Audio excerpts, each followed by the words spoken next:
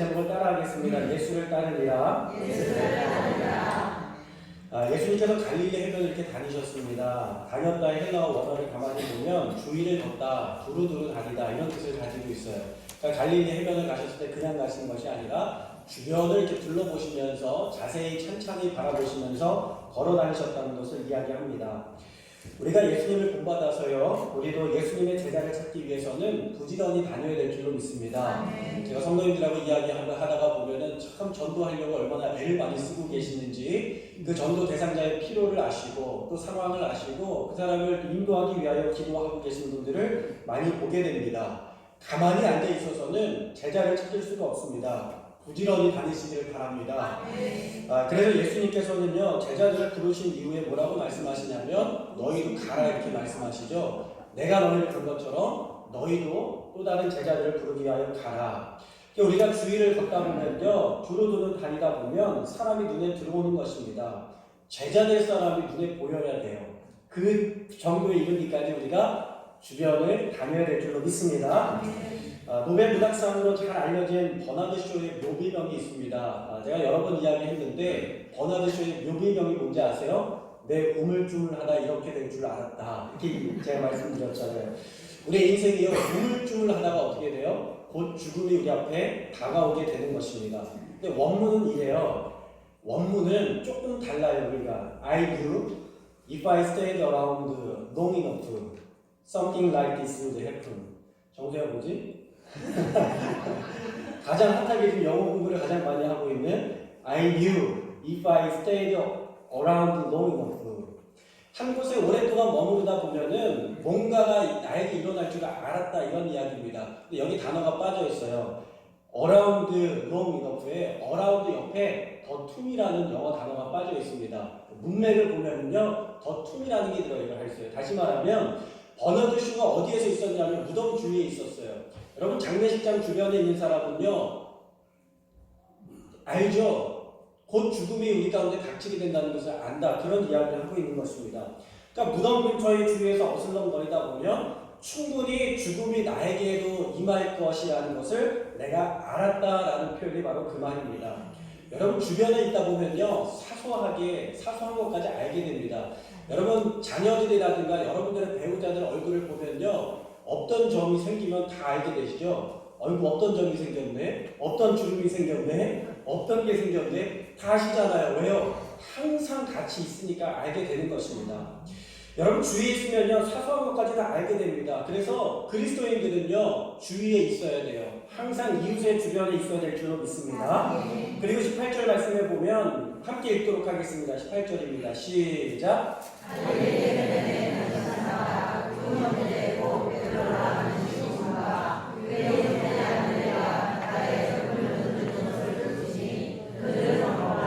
자, 예수님께서 다니셨어요. 동상을 한번 보세요. 예수님께서 다니시다가 뭘 어떻게 되셨죠? 보셨어요. 다니시다가 보셨습니다. 갈릴리 호수 주변에 두루 다니시다가 베드로와 안드레가 금을 던지는 것을 보셨다 이 말입니다. 여러분 여기서 보셨다는 말의 어원은 주목하다 그리고 관찰하다 라는 뜻을 가지고 있어요.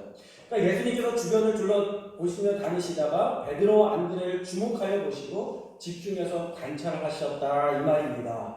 여러분 우리가 인생을 살아가면서요 사소한 것까지도 볼 수 있는 사람 위대한 사람인 줄로 믿습니다. 우리 옆에 사람하고 한번 인사할게요. 이웃의 사소한 것까지도 살펴봅시다. 이웃의 사소한 것까지도 그래야 전도를 할 수 있는 거예요.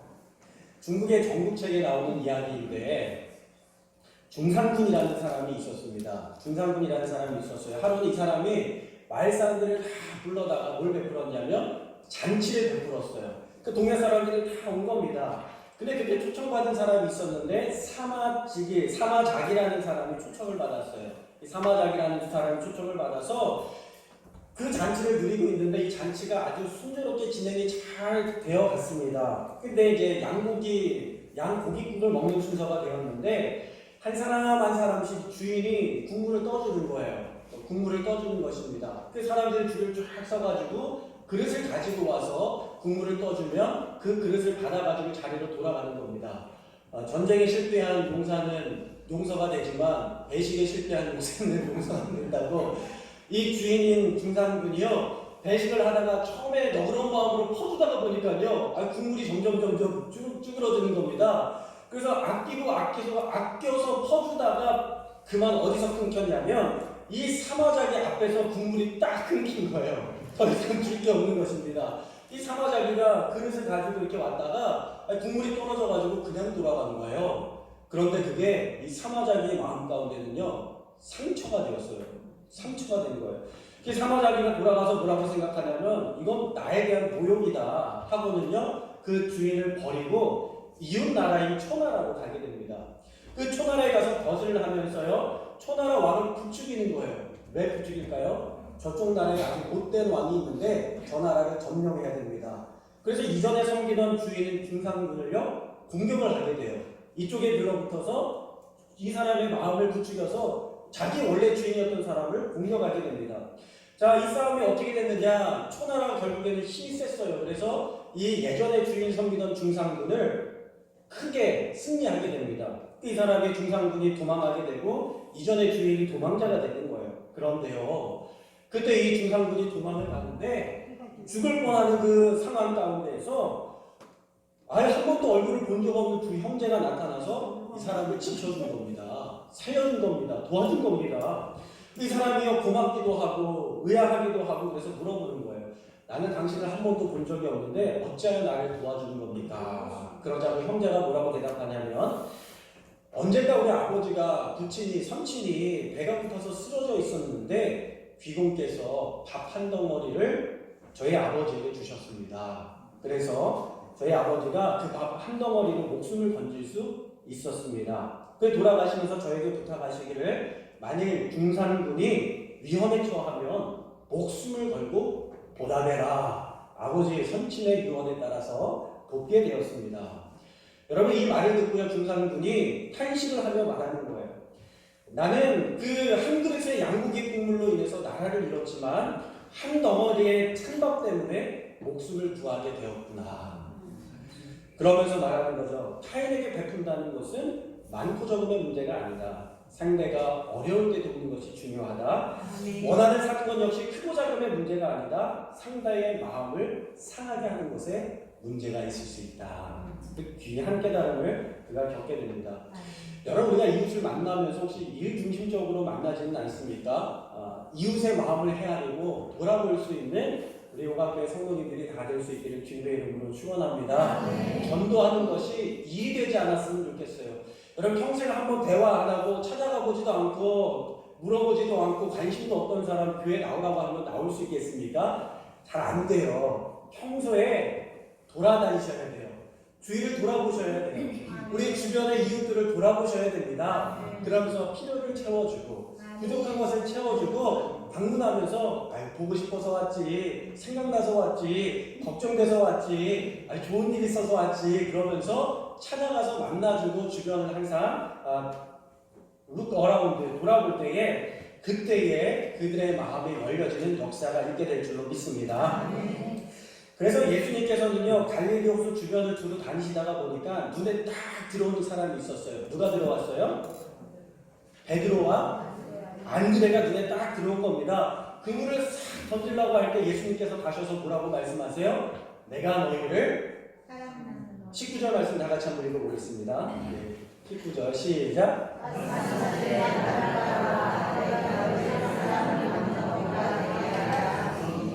자, 눈에 들어온 사람이 누구냐면 처음에 들어온 사람이 베드로와 안드레였는데 그들이 그물 던지는 것을 보고 예수님의 마음에 감동이 되셨어요. 저 사람들이다. 가가지고 뭐라고 말씀하시냐면, 그동안 너희들이 고기 잡는 어부였지만 내가 사람 낚는 어부가 되게 하겠다. 여러분, 당시의 어부들은요, 낚시하지 않았어요. 사실은 낚시하지 않았습니다. 낚시는요, 뭐 할 때 하는 거예요? 취미생활 할 때 하는 거예요. 고기잡이 어부는요, 뭘로 잡아요? 그물로 잡습니다. 낚시로 잡으면 몇 마리 잡아요? 한 마리, 두 마리, 세 마리 이렇게 잡잖아요. 그물로 잡으면 몇 마리를 잡아요? 네. 여러분의 믿음대로 잡히게 될 줄로 믿습니다. 믿음대로 잡히는 겁니다. 그물은 제한이 없어요. 찢어질 때까지 던져내려고 하지 않습니까? 그러니까 예수님께서 하신 말씀은 사람 낚는 거고, 사람 낚는, 뭐 사람을 낚아요, 낚이는 뭐 미끼 던져가지고 투척해서 잡는 거 같잖아요. 그런 것이 아니라 그물로 사람을 쓸어 담는, 구원시키는 그런 어부가 되게 하시겠다. 하나님 말씀하신 줄로 믿습니다. 저는 우리 온갖교회가 사람을 뭐 미끼를 투척해서 낚는 그런 것이 아니라 하나님께서 준비해 주신 영혼들을 주님께로 이끌어내는 그러한 사람, fishers of men, 사람의 어부가 될 줄로 믿습니다. 우리 교회가 믿지 않는 영혼들을 그물로 잡아내는 어부가 될 것입니다. 우리 옆에 분하고 한 번 더 인사하겠습니다. 나는 어부입니다. 당신은 사람을 잡는 어부입니다. 네, 사람을 그물로 잡아낼 수 있기를 주님의 이름으로 축원합니다. 근데 주님은요, 세상에 그냥 보내시지 않습니다. 반드시 복 주시고 보내시는 거예요. 주님의 일을 감당하게 하기 위하여 물질의 축복을 주시고 은사를 주시고 축복을 주셔서 그물에 잡힌 고기와 같이 부어주실 줄로 믿습니다. 근데 제자들이 어떤 반응을 보이느냐? 20절의 말씀 다 같이 읽겠습니다. 20절입니다. 시작. 네, 그들이 곧 그물을 버려두고 예수를 따랐다 이렇게 말씀하고 있어요. 우리 22절도 함께 읽어볼까요? 22절입니다. 시작. 그들이 곧 아버지를 버리고 예수를 따랐다. 아멘. 즉시 따랐다 성경은 말씀하고 있습니다. 배도 버려두고 가족들도 뒤로 하고 예수님의 말씀을 따라갔다는 것입니다. 여러분 심지어 그들은요 머뭇거리지 않았어요. 우리가 하나님의 말씀에 순종할 때 중요한 것은 재고 뭐 머뭇거리는 것이 아니라 하나님의 말씀 가운데 거침없이 순종하며 나아갈 때에 생명의 역사는 나타나게 될 줄로 믿습니다. 어떤 사람이 세상을 변화시키는 사람입니까? 머뭇거리는 사람, 주저하는 사람은 절대로 세상을 변화시킬 수가 없어요. 평생 주저하다가 시간을 맞이하게 말 것입니다. 자신의 운명을 하나님 앞에 맡기고 거침없이 밀고 나가는 사람을 하나님께서 역사하셔서 그의 삶을 통하여 세상을 변화시킬 줄로 믿습니다. 애들이 즐겨 부르는 찬양이 있어요. 할까 말까 송이에요. 공부를 할까 말까 어떻게 이렇게 잘하세요? 전도를 할까 말까 여러분 그런 사람은 변화될 수 없습니다. 즉시 순종하고 나갈 때에 변화되는 줄로 믿습니다. 로마 황제 시절에 유명한 말이 있죠. 주사위를 탁 던지고 뭐라고 이야기하죠? 주사위는 이미 던져졌다. 주사위를 던지겠다가 아니라 이미 주사위는 던져졌다. 여러분 우리는 이미 주님께 순종하기로 우리의 몸과 마음을 맡긴 줄로 믿습니다. 우리의 인생을 하나님 앞에 맡긴 것입니다. 우리의 삶을 하나님 앞에 맡긴 것입니다. 우리 인생의 주사위는 이미 어떻게 됐어요? 주님께로 던져진 줄로 믿습니다. 아직도 머뭇거리는 사람은요 깨달아야 돼요. 던져졌음을 깨닫고 주님의 말씀에 따라 순종하시기를 바랍니다. 알렉산더가 이렇게 이야기를 해요. 나는 어떤 일을 임할 때에는 절대로 망설인 적이 없다. 망설인 적이 없다. 여러분 요즘에 4차 혁명이 시대가 눈앞에 왔는데 인공지능 AI가 계속 발전하고 있죠. 아이고 남일이가 이렇게 생각하고 계시는 분들 많이 있을지 모르시겠지만 이 AI가요 예전에는 지식만 가지고 있었어요. 정보만 가지고 있었는데 지금 어떤 시대가 됐는지 아십니까? 스스로 학습을 하는 시대가 되었어요. 딥러닝이라고 합니다. 러닝이 배움이거든요. 그러니까 이 인공지능이요 컴퓨터가 저장만 하는 게 아니라 그것을 가지고 스스로 학습을 해요. 그래서 체스를 배워서 체스 인간 챔피언을 이기고요. 바둑을 배워서 바둑의 챔피언이 누구예요? 이세돌을 이겼잖아요. 그 왜 이겼어요? 이게요 컴퓨터가 자기가 스스로 학습을 하면서요 경우의 수를 다 배워나가면서 학습을 해나가는 거예요. 그래서 이긴 겁니다. 그냥 컴퓨터가 정보를 많이 가지고 있어서 이긴 게 아니에요. 굉장히 무서운 시대가 됐어요. 컴퓨터가 뭘 한다고요? 컴퓨터가 배운다고요. 우리가 배워야 되겠어요? 안 배워야 되겠어요? 더 배워야죠. 열심히 배워야죠. 하나님의 말씀 붙들고 배우고 확신한 일에 거해야 될 줄로 믿습니다. 그 이전에는 컴퓨터가 지식만 가지고 있었는데 사람을 대신하기 시작해요. 그래서 일을 배워요.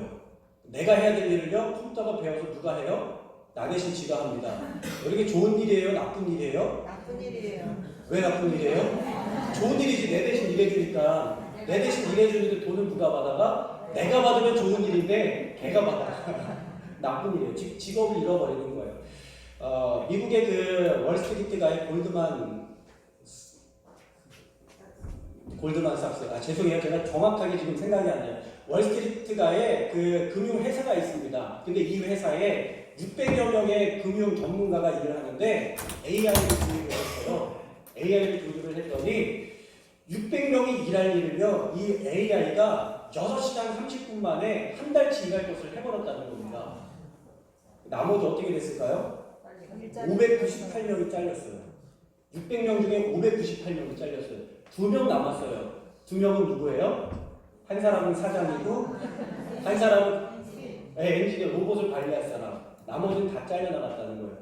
우리가 우습게 이야기할 수 있을지 모르겠지만, 그래서 앞으로 곧 다가오는 미래의 일이라는 것, 미래가 아니에요. 이제 2023년, 2035년이면 굉장히 많은 직업들이 이 AI로 다 대체가 된다는 것입니다. 인천에 가면요, 길병원이라고 있어요. 들어보셨어요? 많이 들어보셨네. 원래 유명한 병원이 아닌데 어떻게 이렇게 잘 아세요? 가천대학에서 세운 길병원이 있는데 인천 사람도 잘 안 가요. 병원은 굉장히 캠퍼스처럼 굉장히 큽니다. 본관도 있고 안병동도 있고 안과센터도 있고 장례식장도 있고 무슨 응급의료센터도 있고 다 따로따로 굉장히 커요. 그런데 인천 사람들이 잘 안 가요. 다 서울로 가요. 서울에 가면은 서울대학병원 있죠, 아산병원 있죠, 세브란스 병원 있죠. 얼마나 좋은 병원들이 많이 있습니까? 그래서 서울로 다 가는데 이 병원이 잘 안 되니까 이 병원에서 뭘 도입했냐면 로봇 의사를 도입했습니다. 왓슨이라고 하는 유명한 로봇 의사를 도입을 했어요. 근데 놀라운 일들이 일어났는데 그 로봇 의사를 도입한 다음에 암 환자들이 기존 대비 60%가 많아졌습니다. 그러니까 방문해서 진료받는 사람들이 60%가 늘어났대요. 그러니까 100명이 그동안에 암 진료를 받았다면 160명이 와서 치료를 받았다는 것입니다. 더 놀라운 일이 벌어졌어요. 뭔지 아세요? 세브란스 병원 옆에 있는 사람이요, 그 왓슨에게 진료받으려고 인천으로 내려왔다는 거예요. 서울대병원 옆에 있는 사람이 왓슨에게 진료받으려고 변두리 인천으로 내려왔다는 것입니다. 놀랍지 않습니까? 이게 지금 시대에 벌어지고 있는 일이에요. 여러분, 우리가 지금 위기는요, 사실 북한이 아닙니다. AI가 눈앞에 와 있어요. 여러분의 자녀를 위하여서 예수님께서 뭐라고 말씀하시냐면 너희 자녀를 위하여 누르라 말씀하시거든요. 우리가 다음 세대를 위하여 기도하고 다음 세대를 위하여 붙들고 긍휼히 여기면서 정말 주님 앞에 눈물로 기도하지 않으면 내 세대는 괜찮을지 모르겠지만 여러분들의 자녀 세대에서 후손들의 세대에서 굉장한 어려움을 겪을 수 있게 된다는 것입니다. 여러분 기도해야 되겠어요? 안 해야 되겠어요? 기도해야 될 줄로 믿습니다. 여러분이 이제 100년만 있으면요, 인공지능이 발전을 해요. 그래서 어떻게 발전을 하냐면 지구상의 인구가 한 70억 정도 되는데 이 70억의 사람을 다 모아놓은 지식을요, 컴퓨터 한 대가 뛰어넘게 됩니다. 그러면 굉장한 변화의 시대가, 뒤집히는 시대가 오게 되는 거예요. 우리가 주변 나라 중에 가장 싫어하는 나라가 있죠? 네, 이렇게 하나도 이렇게 틀림이 없이 하나가 딱 돼요. 그죠? 하나 되는 놀라운 역사가 있어요. 일본이요, 1840년대경에, 1800년대경에 미국에 의해서 강제 개항되지 않습니까? 미국에 흑선이 와서, 대포로 무장한 흑선이 와서 대포를 빵빵 쏘니까 그 당시에 일본 사람들이, 사무라이들이 못 차고 있었어요? 칼 차고 있었는데 칼로 상대가 안 되는 거예요. 그래가지고 점령을 당하고 강제로 개항을 하게 됩니다. 일본도요, 강제로 문을 열었어요. 항구를 열었어요. 그 대포로 무장하고 들어온 미국 함선에 칼로 대응할 수 없었어요. 이 사람들에게는 굉장히 큰 충격이었습니다. 그래서 메이지 유신 시대에 어떻게 하냐면 전국의 일본에 5만 개의 학교를 서양식 교육을 도입해서 가르치게 돼요. 굉장한 변화죠. 서양 공부를 도입해서요, 학생들을 가르치기 시작합니다. 그들은 머뭇거리지 않았어요. 머뭇거리지 않았어요. 우리가 지금 이 시대에 하나님의 말씀 붙들고 살아가는데 머뭇거리면요, 안 됩니다. 말씀 붙들고 살아가야 될 줄로 믿습니다. 그리고 2013년도에 일본은요, 또 머뭇거리지 않아요. 150년 동안에 이어왔던 그 서양식 교육 시스템을 버렸습니다. 들어보셨어요? 처음 들으시는 거죠? 우리가 여전히 사용하고 있는 그 시스템을요, 일본이 버렸다니까요. 버리고 우리가 계속 쓰고 있다니까요. 그리고 2020년까지 입시교육을 폐지하고 교육 시스템을 뭐로 바꿨느냐? 국제 바칼로레아라는 교육 시스템으로 바꿉니다. 이게 뭐냐면 스위스에서 시작된 교육과정인데 책을 읽고 토론하고 글을 쓰면서 사고의 확장을 일으키는 그런 교육 방법을 이야기하는 거예요. 그래서 2020년도부터는 일본은요 대학 수학능력 시험을 객관식으로 보지 않아요. 다 서술식으로 봅니다. 당장 내년부터죠. 완전히 바뀌었어요. 근데 우리나라는 내년에도 바뀔 생각이 없어요. 그게 이 사람들은요 창의성을 기르기 위하여 기를 쓰고 머뭇거리지 않고 노력하고 있는 사람들입니다. 여러분 창의적인 사고의 근원이 누군지 아세요? 하나님이에요. 하나님. 세상을 누가 만드셨어요? 하나님이 만드셨어요. 해와 달이 있었어요? 없었어요? 없었는데 누가 만드셨어요? 하나님이 만드셨어요. 동식물 있었어요? 없었어요? 없었는데 누가 만드셨어요? 하나님이 만드셨어요. 사막에 길이 없는 곳에 길을 내시는 분이 누구십니까? 하나님이십니다. 강물이 없는 곳에 강을 내시는 분이 누구세요? 하나님이에요. 보이지 않는 것을 보시는 분이 누구십니까? 하나님이십니다. 창의의 근원은 누구냐? 여호와 하나님 앞에 연결될 때에 우리는 생명을 얻게 될 줄로 믿습니다. 우리가 잡아야 될 분은 누구냐? 주님 붙들고 살아가면 승리하게 되는 줄로 믿습니다. 주님 붙들고 살아가면 어떠한 어려움이 있어도 하나님 주시는 생명력으로 말미암아 우리는 승리하게 될 줄로 믿습니다. 사랑하는 여러분, 오늘 우리가 붙들어야 될 것은 예수님의 손입니다. 생명의 근원이 되시고 복의 근원이 되시는 주님을 더 붙들 수 있는 저와 여러분 될 수 있기를 주님의 이름으로 축원합니다. 기도하겠습니다.